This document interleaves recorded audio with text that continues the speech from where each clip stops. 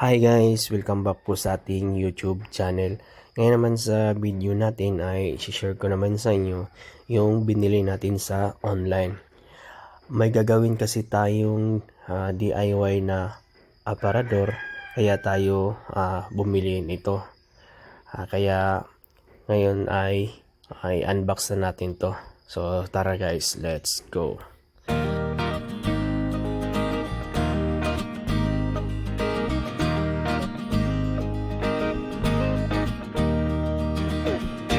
Isang jigsaw na 570 watts yung binili natin sa online. Buksan na natin yung karton. Ito na yung jigsaw na 570 watts. So yung brand nito ay Inco.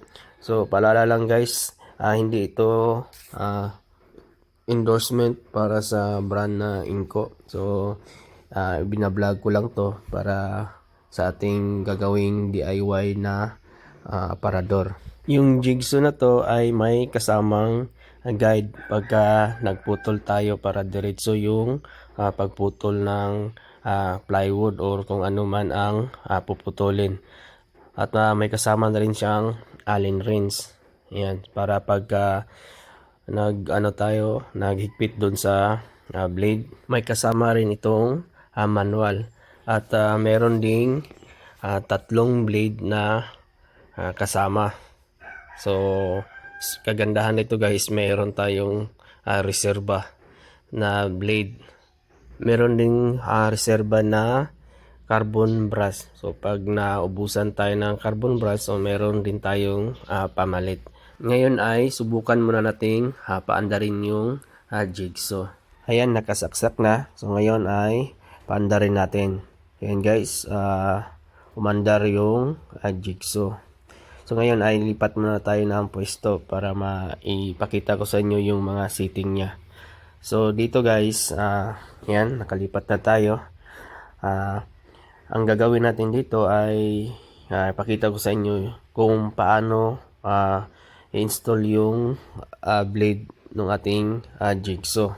Sa pag-install naman ng ating blade ay luluwagan lang natin yung tornilyo. Gagamit tayo dito ng Allen wrench. So sa pagluwag naman guys ay counter clockwise. Maluwag na yung tornilyo. Ngayon ay ikabit naman natin yung blade. So sa pagkabit naman ng blade ay dapat nakaharap yung palim doon sa labas. So ngayon ay ipasok na natin. So kailangan guys naka-align yung blade natin doon sa guide ng ating blade, yung parang roller. So diyan natin ipasok at dapat nakasagad yung pagpasok ng ating blade. So malalaman nyo naman guys dahil mayroon siyang yung portion na may nakausli. So hanggang dyan lang yung sagad ng ating blade. So medyo masikip yung ano natin. So kailangan luwagan natin konti yung tornilyo. Tapos na nating maipasok yung blade at ngayon ay hihigpitan na natin. So yung paghigpit naman ay counter clockwise. So yung paghigpit naman guys ay yung tamang-tama lang. Ngayon ay testing naman natin ulit.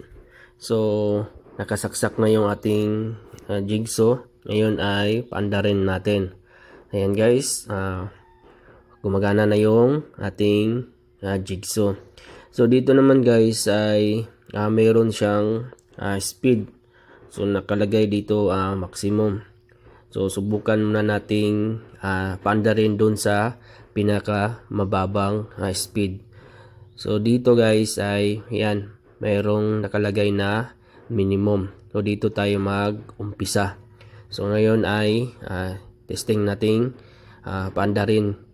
Yung naka-setting niya ay minimum. So yan guys, so medyo mahina siya guys dahil yan yung pinakamababa. So dito naman tayo sa number 1 na speed. So yan, medyo malakas-lakas. So dito naman sa pangalawang speed. So yan guys, so bumili siya. Tapos dito naman sa pangatlo, yan, mas mabilis. at dito naman sa pang-apat, so bumibilis na naman siya. At dito sa pang-5, yan, mabilis. At dito naman sa maximum, so ito yung pinaka taas niya, so napakabilis yung andar niya. So yan yung speed ng ating Jigsaw na 570 watts. So dito naman guys, kagandahan rin dito ay pwede rin to ma-adjust yung setting. Pag halimbawa nagpuputol tayo ng 45 degrees, so pwede ito ma-adjust.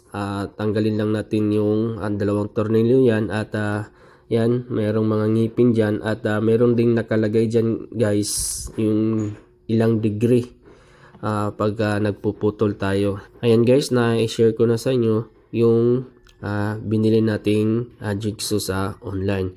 Kung magtatanong man kayo kung magkano yung nabili natin dito, ay nagkakahalaga to ng 1,900 pesos. So yan guys, hanggang dito lang muna, at maraming salamat po.